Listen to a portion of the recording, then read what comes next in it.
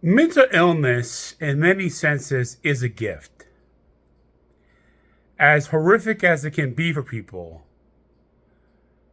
I've met some of the most creative, intelligent, emotionally intelligent, and gifted people that I have ever known who have been diagnosed with serious and persistent mental illness or just mental illness in general. So it is, in many senses, a gift. But let's all agree, it definitely has a dark side. Mental illness has so many aspects to it that make life just basically uncomfortable. You have trouble having peace. And many times people judge you for not having peace because God is peace, right? So if you don't have peace, you must not have God. If you don't have peace, you must not have emotional maturity. If you don't have peace, you must have done something wrong. It's all these Job-like presumptions. You know, Job's friends who had all these presumptions of why Job was suffering. That's what our society does to people with mental illness. They have Job-like presumptions for why people with mental illness suffer. They're like, oh, you're lazy, or oh, you did drugs, or oh, you did this, or oh, you did that, or oh, you feel sorry for yourself, or you don't see the glass is half full. It's like all these just really remedial understandings of mental illness that don't reflect true understanding from God. But one thing that everyone can agree on is that mental illness can be very uncomfortable for the person who has it. And in my experience, one of the major things that I have not been able to do is to love myself in all the ways that a person can love yourself with mental illness. Sometimes I can love myself emotionally, but I have problems loving myself with executive function, like cooking for myself or massaging my own feet, something like that. Loving yourself comes hard sometimes, not all the time, but sometimes loving yourself comes hard to people who have been diagnosed with mental illness. And so, one thing that you can do for a person with mental illness is you can literally give them permission to love themselves. Now, am I talking about condescendingly, you have permission to love yourself? No, I'm not talking about that.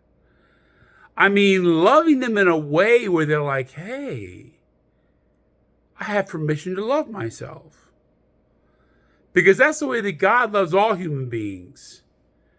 Really, all human beings struggle with loving ourselves. All of us do. And God loves us in this unconditional way that says, you don't have to do anything. You don't have to prove anything. You don't have to amount to anything. You don't have to accomplish anything.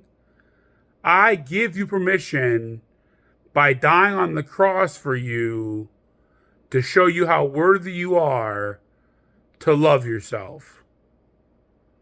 And that's what God does for us. She gives us permission to love ourselves. So that's what we can do for each other, guys. We can give each other permission to love ourselves. In fact, it doesn't even have to be for someone who's been diagnosed with mental illness. It could be for anyone who's having a hard time or having difficulty. Just giving people permission to love themselves. And how do you do that? That's really what the whole New Testament of the Bible refers to, is how do you give people permission to love themselves? You serve them, you encourage them, you affirm them. When they do evil to you, you do good to them. All the teachings of Jesus are helping us all to fulfill the greatest commandment, to love the Lord with all thy heart, thy mind, thy soul, and thy strength, and love thy neighbor as thyself. So because loving yourself is a huge part of the greatest commandment, everything that Jesus tells us to do accomplishes many things, but one of the things that it accomplishes is it helps us to love ourselves. And just as importantly, it helps us to give our hurting brothers and sisters permission to love themselves. You go up to somebody who looks really terrible one day and say, "You look great today." You're giving that person permission in that moment to love the way they look, which is a form of loving themselves. Affirmation is a way to give people permission to love themselves. Forgiveness is a way to give people permission to love themselves. So I started this video out talking about giving mentally ill people permission to love themselves, but the truth is the whole world is mentally ill, in a way, in a sense.